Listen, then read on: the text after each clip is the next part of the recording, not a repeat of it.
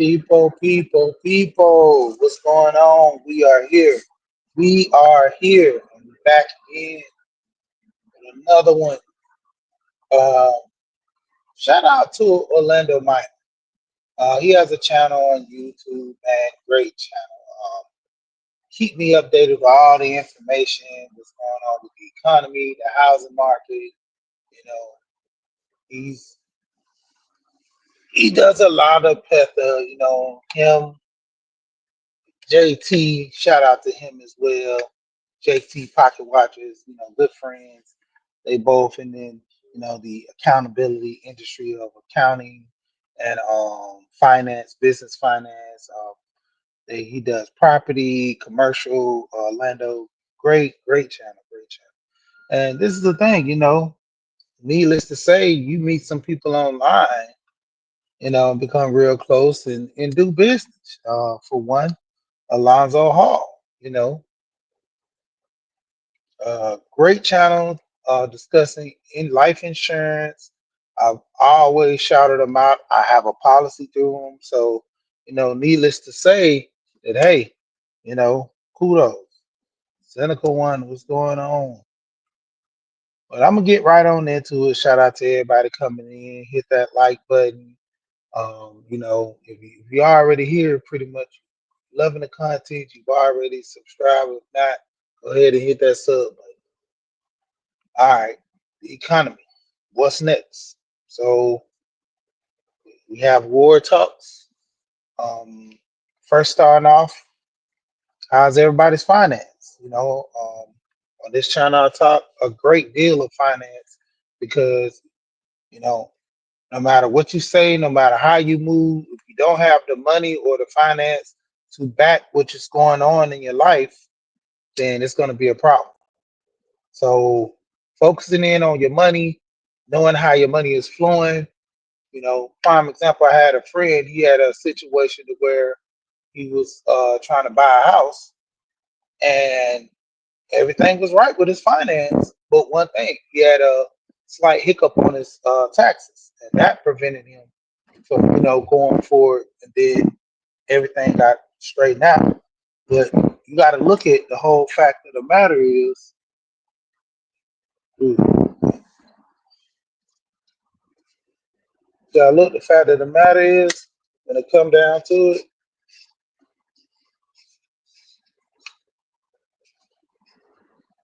there's a lot of people. I'm sorry, I got a little sidetracked. But there's a lot of people who don't focus. Young Riaz, what's going on in the building? A lot of people don't focus on their finance. They sit here, they spend the money as it comes, and that YOLO, NOLO life. You worry about it later. And so, boss lady, what's going on in the building? They're they're the ones who, and there's nothing wrong with going back living with your parents, but those are the ones that never leave. You know, they potentially, want to inherit the house. Prime example. So I'm out doing my deliveries and I run across this lady at a warehouse. Real lovely woman. I always talk to her every time I come to the warehouse. And, we discussing things.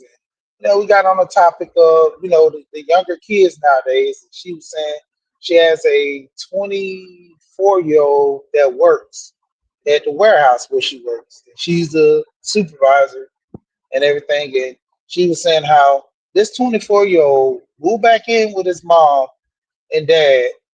And he literally told her, I don't have to pay no bills. All I have to do is just pay my car insurance and my cell phone. My car is paid off. He's waiting for his parents to pass in order to gain access fully to the house. But he don't know what comes with that. If that house is not paid off, the mortgage comes with it. All the utilities come with it. Making sure you budget right to get proper insurance. And by him being a young person and probably not even making that much money, could he afford that house if anything happened? See, these are the things that we're not talking and telling to our youth. And so that's why they're failing in life and dropping the ball. I just had a man-to-man with my boys the other day, and I specifically just threw it out on the table. I said, what if I were to die right now? How could you effectively move through life at the age of 14, both of you guys, because I have twins, by the way, and successfully live? And they go into the fact, well, uh, um, um, confused already out the gate. I told them, I say, let me give you a hand. You know, I have the life insurance. I'm going to set aside this money for you guys for life insurance. You already know this. How are you going to move? Well, I'm going to take this life insurance and I'm going to buy me a house. I said, okay. The other son, like, yeah, I'm going to invest. I said, okay, how are you going to invest? In the stock market. I said, what stocks are you going to invest in? I don't know. Thing number one. Other son, I said, so you want to buy a house? He said, yes. I said, don't you know after you buy that house, you still got to pay the taxes on that house for the rest of your life as long as you own that house? He's like, for real? Not to mention paying utilities. And I told him, this where the road meets the pavement. You guys see this fairy tale life because you don't have to pay for anything. All you have to do is just actually get up, brush your teeth, go cook you something to eat. You don't know about who's paying the water bill, who turned on those lights, who's paying the gas, or most of all, the house that you're staying in, who's footing that bill. So those are the things that kind of hinder these young kids, and that's why I came with this approach of not paying anything for them. You know, when they were young, I would go, "Oh, you want to go to the movies? Yeah, they go $20 for both of y'all to go to the movies. Oh, you want to go and do this? Here, there goes some money for this. You want to go and do that? Here's some money for that." Now it's to the point where if you want to go somewhere, all right, how much is it? $20? Here, I need my $20 back. How am I going to pay you back, Daddy? Come work for me. You work, I pay for it. Just the other day, both of them got their hair braided, and one of them actually is in the process of wanting to get dreads. So I told him, hey, from now on, go get your hair done, come work. You're only 14. Once you get a job, my other son, he wants a regular job. He say, I'm a little bit too hard on him, but I'm fair. You get paid well, better than a regular job, but hey, it's up to him. Everybody has to find their own path. So these are the things that I'm teaching them at their young age to know that money doesn't fall out the sky. Nothing is pretty much given to you unless you work hard for it. And getting into the finance, you got to be able to know how to budget. Looking at the job market, man. Orlando keep me posted with these jobs. Orlando Minor, check out his channel on YouTube. So showing that a lot of the FedEx drivers are, losing their jobs. You have a lot of the UPS drivers are losing their jobs. And most of the time, you have a safe industry when it comes to delivery. Even like with Amazon, you got to pretty much do some bad stuff to get fired from Amazon.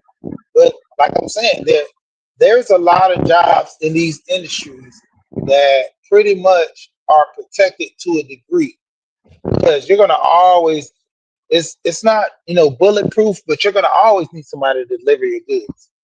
You're gonna always need somebody to come drop off the produce, come drop off supplies and goods to these warehouses. So whether it be an 18 wheeler, whether it be a excuse me, whether it be a box truck, sprinter van, some form of transportation is going to have to proceed in delivering goods.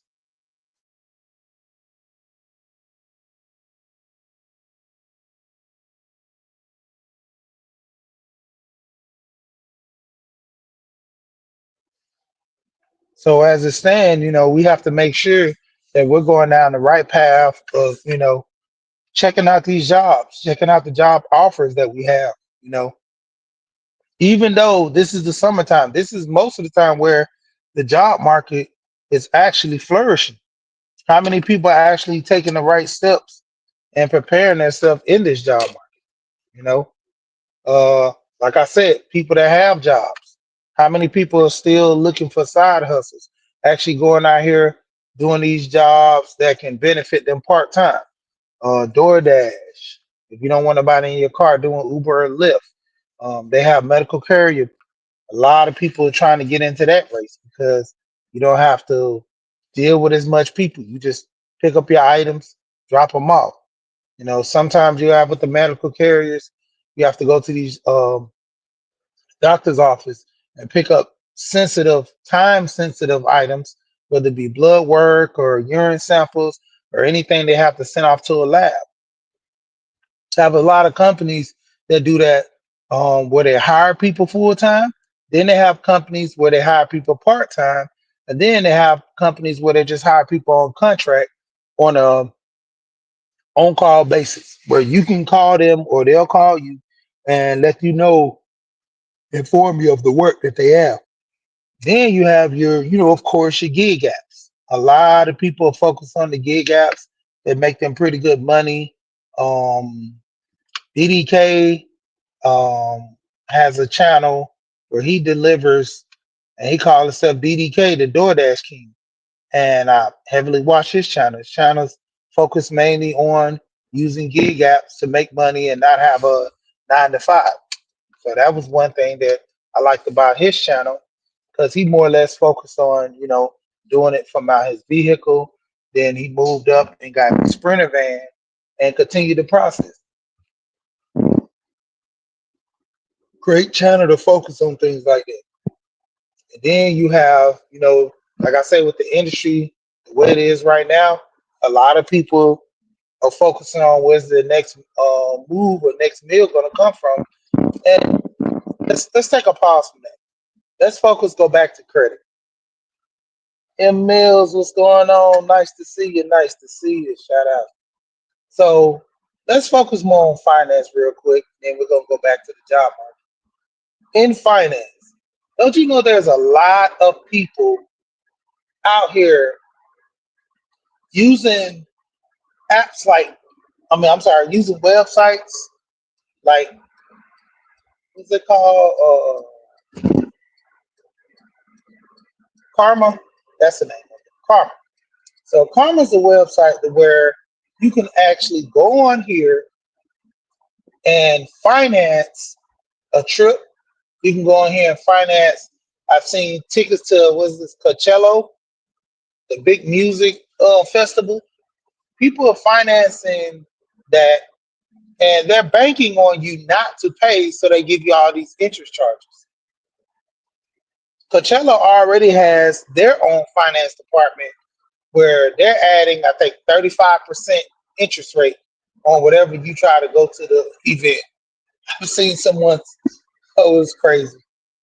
They ate 2 meals at Coachella, and I think, no, was it the 4 or 2?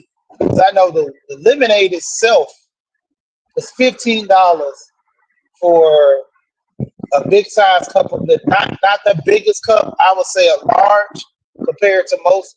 $15 for a large, and it was a slice of pizza and some Alfredo or something like that. And the pizza came up to like $20. Alfredo was about 30. And I'm like, man, that's about $50 meal right there. And then they're gonna want to add that tax and gratuity in there. Gee, mama, what's going on with you? Nice to see you. I'll be checking out your. I see you on Facebook now. I'm starting to see you pop up on my Facebook. Shout out to you. But spending all this money on Coachella, $120 just for 2 meals for whomever, a guy and his girlfriend or something.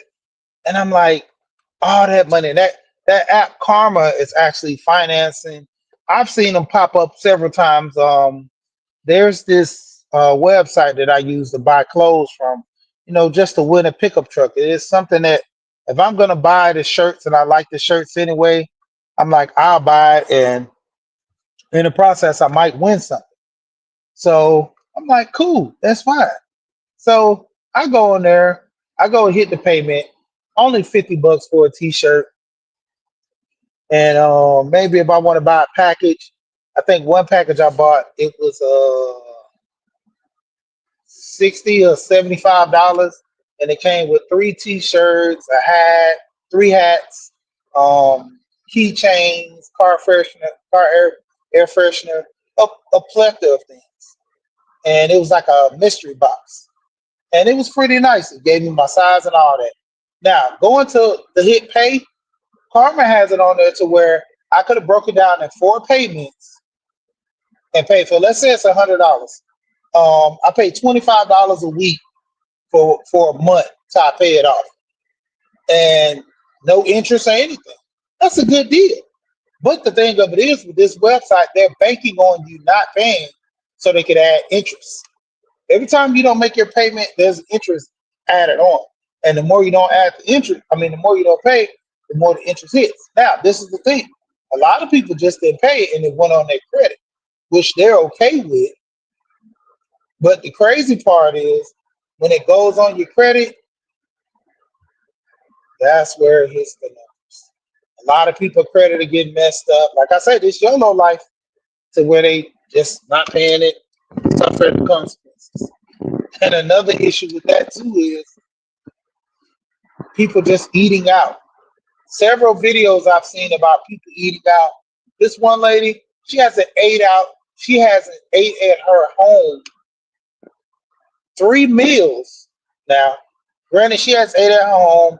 She probably made a little oatmeal one day, warmed up some pizza or something like that.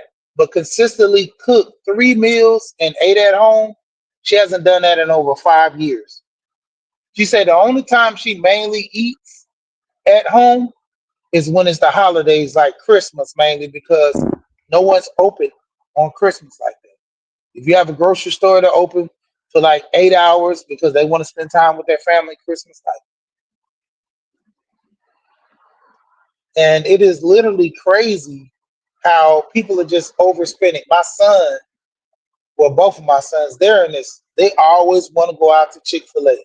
Every time we go somewhere, I cut them off from the feet. There's no Chick-fil-A money here. There's only people with jobs that have money that pay for Chick-fil-A. What's going on, Dr. Dunbar? How you doing? How you doing? Yes, we are here. And so when I tell my sons no Chick-fil-A, they don't get it. My wife, on the other hand, just get them a burger or get them a small fry or something like that. I say no, I'm not. And they're with the pouting and she's with the pouting. I stick to my gun because eating out is getting very expensive. Who remembers the dollar cheeseburger? Because I'm too older. I'm just gonna say I'm not that old to remember the 25 and the 50 cent, cheeseburger. They probably had it when I was young in the 80s. The 50 cent. What's going on, K? K, what's going on with you? But in the 80s, I don't recall that. Now in the 90s, I do recall the dollar cheeseburgers from McDonald's. I do recall, the combo where you can get a combo for $2.99. Now, I remember the big and tasty combo was $2.99. They still sell the big and tasties in and out at most places. But the thing of it is, if you're getting a big and tasty, the burger itself is $2.99. You having a Big Mac is really having a big price. A Big Mac combo is running you almost $12 now. I think they said. I don't eat at McDonald's, so I couldn't even tell. I think the last thing I ate at McDonald's was a parfait. That was the last thing I ate at McDonald's was a parfait. I said, now they can't contaminate the yogurt. That's the only thing. But, me and my coworker, we was sidebar. We was talking to one of our coworkers, and we was talking to him, and he was like, "Yeah, I'm about to hit this old Mickey D's and go get me a dollar cheeseburger." No, he said a dollar chicken sandwich. And we was like, "You still eating at McDonald's?" I'm like, "Dude, you 54 years old." And he was like, "Well, the chicken sandwich is better than eating a burger." I said, "None of it's good." I'm like, not to mention eating fast food, is what they call fast food. It's processed all the way down. Some places have it processed more than others. We can pick and choose our battles, but eating at home is a lot more safe and healthier for us. But to each his own. Everybody has to find their groove. Everybody has to find their moment. But there's just some studies that have shown that some places are worse than others, and I just don't partake in that. But get into that. A lot of people don't cook at home. You know how much money people save. Even with me, sometimes I relatively eat out. My biggest two places that I eat out at is grocery stores that sell subs or hot food, or eating out at Mexican restaurants. Majority of the Mexican restaurants I eat out, just pertaining to the food, is typically always fresh. I never too much have an issue with the food that I'm eating. You know, um, Majority of the time they're cutting um uh, the cilantro up fresh. They're cutting the onions up fresh. Everything is pretty much fresh to a degree with the rice and everything. Oh yeah, DoorDash is a whole. Literally buying a meal for a family, that's almost at a week of groceries. Okay, if you're going to buy, let's say, a family meal, you're going to easily spend 80 to almost $100 just for the delivery alone. You can take that same money and go to the store and buy a set of meals. Oh yeah, even yep, Dr. Dunbar, you're right. Usually getting those chips, they're pretty much fresh there too. You know, and a lot of times, like I say, with me eating out, I will have my burritos, I have my tacos, all fresh ingredients. The chicken, most of the time they actually either have that chicken cooked, sitting in a broth. If you depend on how you get your meat done, most of the time they end up cooking that meat fresh, because a lot of typically you will want fresh meat when you cook it, and it doesn't really take that long to cook the meat. The way they have it set up, they chop it up. Chopped meat is easier cooked faster than cooking the whole slab of rib or cooking a chicken breast. It's gonna take about a good while to cook a chicken breast, at least about uh eight, 8 to 15 minutes. Especially a thick chicken breast, it's gonna take a while to cook it, and you don't want to burn it, so you gotta always have to constantly flipping it, keeping the right temperature on it. So when it comes down to it, a lot of times, and sidebar with that too, I went to this place, Korean barbecue in K-pop.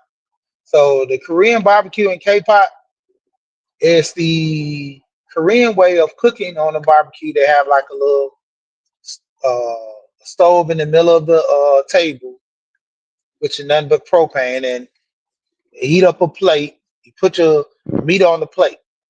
Now, if anybody's ever been to a Korean barbecue, their plates that they have there in the center for you to cook on with the meat is sliced thin. And they typically have it on the wall, or they explain it to you. It takes less than 5 minutes to cook your meat because everything is sliced in. The ribeye, I think it took me about 8 minutes to cook, constantly flipping and basting, but 8 minutes. Everything else, I had salmon. It didn't take me no time to cook the salmon. The salmon was sliced in. Even the ones that I had that were chunked, almost like the sushi style, I could just roll them over, and they were cooked pretty easy. Everything that they have, it was all pretty much cooked. You cook it yourself.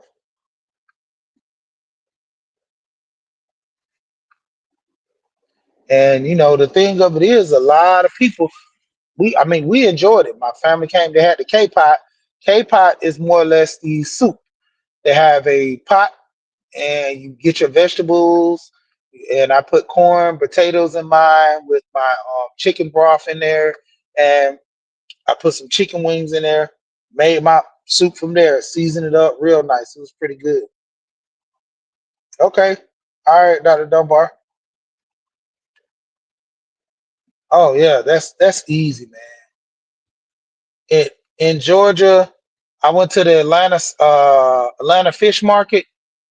That Atlanta fish market is so iconic for having the best flavored fresh seafood.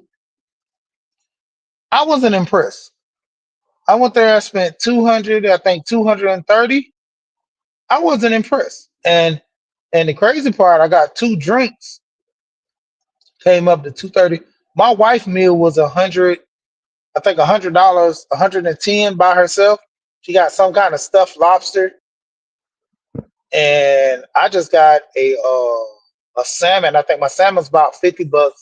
Her stuffed lobster was, I think, about 80, and then the sides and stuff from there for and came up to like 230. But I wasn't impressed with the taste.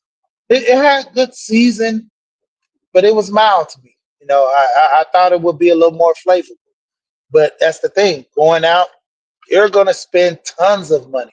Anytime when I went to that K pot and Korean barbecue restaurant, I spent $200 easy just to get the Korean barbecue and K pot. Is $40 a person. It came up to 160. Everybody had a drink. Everybody had a drink, and they wanted dessert. I was like, no, $40 a piece. Anytime me and my wife go out with the kids, we're subject to spend nothing less than 150. Nothing less. No matter the restaurant. We can go to Applebee's, and even at Applebee's, our ticket is at least about 120, 130 at Applebee's. I would say nothing less than 120. We're not going to spend nothing less than 120. Also adding drinks, you know.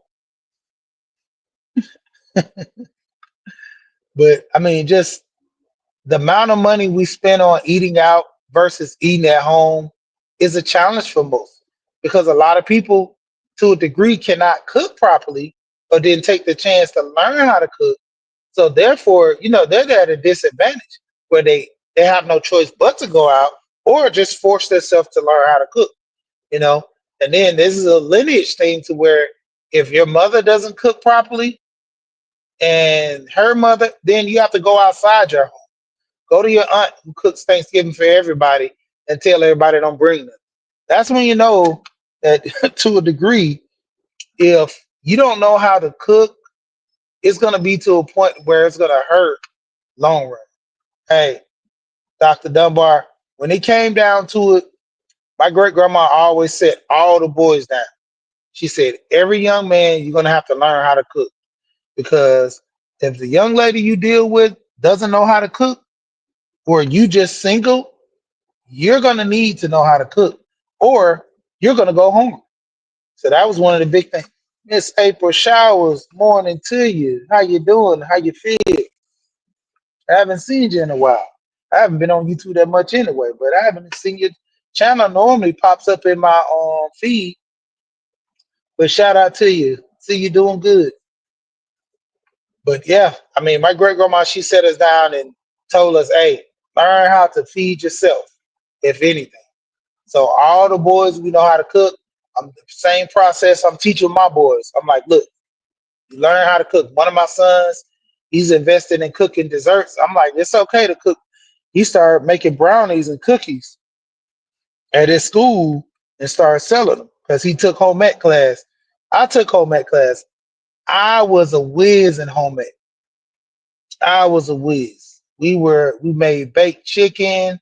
I seasoned my stuff properly, and they was like, what is all these seasons? And one time we made baked chicken again. I actually bought season from home. I had to bring the jars and told my grandma I'd bring them back. She's like, what you bringing all this season to school for? Because I want to have the best chicken, you know. And I grew up on seasoning with paprika, not just salt and pepper, you know. Um, Sitting there taking rosemary and laying it over in the pot. Um, Learning how to, just when you use black pepper, use that peppercorn, just in regular black pepper or crunching the black pepper fresh where you can get the flavor through there. All right, I got you. I got you, Kay.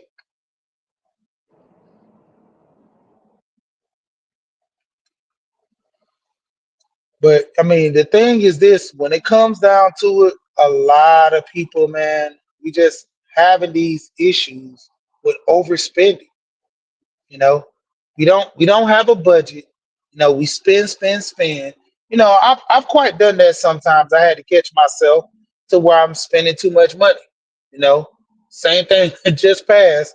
My wife, I was talking to her. She was like, she want to go on vacation, and I'm like, where's the money coming from? I have to pay this. I have to do this, and she was like, well, I'm not paying for it. So hey, Lisa J, what's going on? What's going on, Lisa J? I be catching you. I see y'all move back to that 3 o'clock spot on Sundays. I literally have an alarm set on my phone for Lisa J stocks. Even if I pop in for a minute, because my alarm always goes off on Sunday. So I grab it. Oh, let me go check. Look over there. See who's live. Sarah, I seen you the other day just went live, Sarah Happy Harvest. And then the crazy part was you went live right at the time I was pulling up to a stop where I was dealing with some bees out in Athens. I can't think of I think it's Talladega. I forgot the name of his honey company, but he does wildflower bees. Yeah, I think that's the name that he has on the bottle, wildflower bee, big honey bee. And it's just, you know, it's not processed. So good honey. He gave me a couple of jars and I like it. But yeah, like I said, going into it, a lot of people are just overspending when it comes to eating out. A lot of people not keeping budgeted their finance. I seen a video with from Orlando's minor channel where this lady, she went on vacation in Cancun. She came back home. She literally had to cook her food for the next 2 weeks because she overspent and she was craving a Subway sandwich. I can't start to tell y'all how bad it is for you to crave a Subway sandwich and the things that you buy from the grocery store. You can literally, for that Subway sandwich, I would say spend maybe an extra $5 because most of the time those subs are like what $8 or so. Spend an extra $5. That puts your total around 13. You know, you can go to the store, buy the meat for 5, buy the bread for I think those rolls are for 2. You get I think 6 rolls for 2. Sometimes they have a 6 roll for 250 at Walmart, or you can go to Publix. Publix has the rolls $5, but meat for 5. Let's say meat for 5, bread for 5, cheese 2. There you go. Even if you want to buy the lettuce and tomato, they have sliced lettuce for $2 in a bag. One tomato, bring you what? Less than $1, depending on if you buy the I don't know the particular name of the bigger tomatoes, but the romaine lettuce. I mean the romaine. I mean the what is the tomato called? The Roman tomatoes. They're like sometimes like 50 cents or 35, depending on what store you go to. And there goes your sub right there. You have the seasons in there. Most of the time, people typically have oil because you cook with it. But having the olive oil is the thing. The only thing you're going to be missing from that sub is the vinegar because most people don't put vinegar. Most people don't have vinegar at all. But all the other seasons you have, you literally have, I would say, the next 3 days of making subs compared to you going to Subway getting that one sub combo. And people are not thinking about this until they actually start that road meets the pavement and it's too late. And then you're not even worrying about eating subs. You're worrying about getting those noodles in a cup or getting those noodles in a pack and eating that for a couple of weeks because you don't have any more money. I stopped eating Roman noodles. To me, the ones in the pack are the worst. The sodium is too high. Don't even use the season. And the breakdown of those noodles that I've seen are it's just bad. Like I'd rather take spaghetti noodles, and I've done that for my boys, and they don't like it, but they've got quite used to it. I take the regular noodles, boil them up. The angel hair is preferred because they have that small consistency as the other noodles. Take the angel hairs, get your no salt season, smack it in there. You want chicken flavor, use some bouillon cubes in there, or actually put you some chicken broth, beef broth, whatever you like, and give it that flavor. Then of course you can add your kick for it with your cayenne pepper, paprika, little black pepper, and there you go. So as you can tell by me talking about these different season things, I know what I'm talking about as far as coming to cooking. Because like I said, I learned from my granny. Grandma taught me a couple of things, but my great grandma was my sous chef. Taught me how to cook well, and that's the thing. A lot of people got to start cooking at home. A lot of people, go take a cooking course. Honestly, just learning how to cook from family or just talking with friends. Have a cooking competition that will heighten your senses. Have a cooking competition. One of my friends, the thing that was for his daughter's birthday, which was so wonderful, instead of having this big glorious party at this big old theme park that could help, finance for this park, he went and bought a $200 toaster oven that sits on the countertop. Went to Publix, bought the pre-made dough, and bought the ingredients, the pepperoni, all that stuff. And he had my kids go over there and make pizza for his daughter's birthday. Everybody came over there, smacking on the countertop, had the rolling pins. He bought enough rolling pins for everybody that was over. And they all were putting over there, see who could make the best pizza. You had the pieces going in the oven, pieces going in the countertop toaster oven, and they were just going to town. And they had fun. These were no little kids. These were some kids that was, preteens and teenagers, And that was this year. My sons just turned 14 this year, so they went over there, had a ball over there, and that's the thing. Teaching these kids young how to do things like that, it heightens their skills as they get older. Like I said, with me, forcing my sons to learn about finance now is going to keep them a little more equipped. Like I said, with me not having that direct contact to learn so much more about finance, it's just me pushing the envelope, being ahead of the curve right now, dealing with my family, showing them that, hey, I'm learning this later on in life. I'm teaching this to you now so you can understand. Let it sink in. I know it's hard. You want to go spend your money on Jordans. You want to go hang out with your friends, ball out at the mall. But let's have a budget. Let's spend a little money on this T-shirt and a pair of shorts to make an outfit versus buying 10 or 15 outfits and only wearing one and kind of push the other ones in the back of the closet. Let's try to figure out what type of job we're going to do that enhance to make us more money in the future, or we have to get a secondary job from our 5 to 9 after we get off of work from 9 to 5. Our 5 to 9 is going to make us a good enough money to where, hey, we might quit our full-time job and do this part-time because it makes more money. And the thing about bills and financing, knowing how much things cost. I keep my sons on that. They know how much their hair braiding is to be done. The one that's going to get his hair dreaded, he's going to know how much it is going to be for a retwist. Small stuff like this matter when going into finance. If your parents never set you down, showed you the bills, showed you how things ran, you're just going to automatically assume, the same as my kids did, that money grows on trees. My son always seeing me working. He looks like, well, Daddy, you got it. I'm always seeing you working. Anything mommy wants, she gets. To a degree, when we were young, anything we wanted, we got. So they already typically know that Daddy has some money. But that's the thing. That's Daddy money. And I'm teaching them, you have to earn your money. You have to be more smart with your finance. You have to do things that better suit you. And that goes as far as with your finance, knowing how you're spending your money, how much you're spending your money. Is that going to affect next week's finance? You know, you don't want to live from check to check.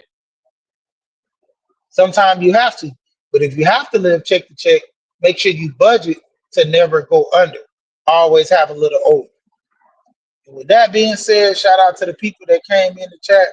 Man, hey, I got a lot more to give, but I might got to get out here a little bit early. But like I said, coming up with this, make sure you start, stockpiling some of your, necessities. Right now, they're talking about this war. We don't know what's going on. We don't know what might happen. They might go to war. They might not go to war. It might just be talks. But just make sure you're prepared.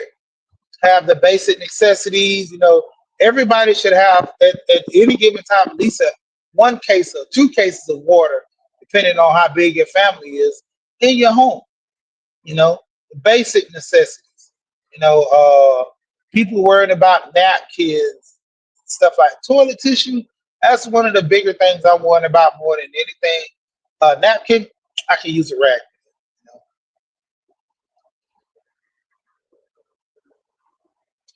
Hey, Kay, man, I might have to get back on it, yeah, because I've had a couple of people talking to me about doing that, coming back doing the mornings. Yeah, I just been so busy, man, and I've been focused on writing out my invoices and things in the morning when I be doing it. Sometimes my wife, she just changed her shift. I usually have her processing my invoices in the morning while I'm going to work and before she gets on. But she's back to morning shift, so have a little free time I can do that, and I just process my invoices at night. Yeah, man. 'Cause, I mean, hey, when you start getting into that grind mode, man, it's like you have time for the subtle little things, but kind of make time for more other things. So you can make time for things that really count. But, also they can help and influence people more as well. So I'm gonna have to get back into the group with that. I appreciate that motivation. Like I say, Kay, you're not the only one. Other people been telling me to get into the group as well. But shout out to everybody came through. Like I said, gonna have these conversations about finance. You know, understanding that the men and women conversation is always going to be here. You know, when it comes down to it, it's just a situation that's going to always be. Everybody has their own opinion. Men have their own opinion about women. Women have their own opinion about men. The finance conversation is always going to be a thing because money is a big factor when having those conversations with relationships.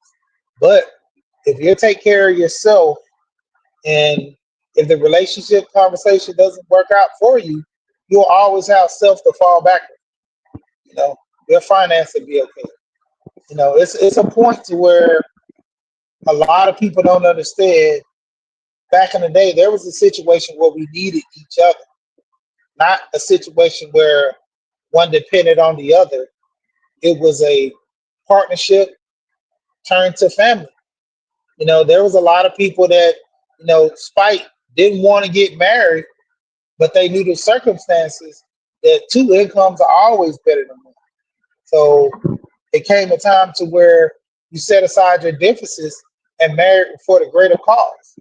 And not to hit those stones at some people, but I just seen a lady in the news, and she was saying back in the day she didn't want a guy who worked a 9 to 5, but now she's coming to the realization that she said she can't even afford Bloomingdale's no more because her budget is not there. And so that comes to a point where, marrying with a purpose. I mean, you marry for love, but you also marry, for the comfort and the finance. And it's just a lot of people, have these issues where they're letting social media run their lives. You know, When I got marriage advice, when I married my wife, I didn't turn to friends. I turned to family. Most of my friends that are my age, I'm not saying that I'm smarter than them, but when it comes down to it, I lived a little more than them. I processed and did more things. So I kind of take myself being out of the realm of being a little more knowledgeable about things when it comes to, certain situations better than them. I had to go to the elders. I had to go to people that can give me wisdom. Same thing I'm doing now with my finance, talking to my cousin, talking to my aunt who went to school for accounting. People that could help me, you know, move my life, as they say, move the goalpost in the right direction. You know, so when it come down to it, there are going to be a lot of people that can help you. There are going to be people that hurt you. Over time, you have to realize the things that's going on in your life, how you're going to make your life better, and who's going to heavily influence your life to do the best. You know, there's some things that go on in people's life where the outcome is mainly up to them. So with that being said, shout out to the people that came through. You know my fave when I get off of here. We here, we gone. Peace.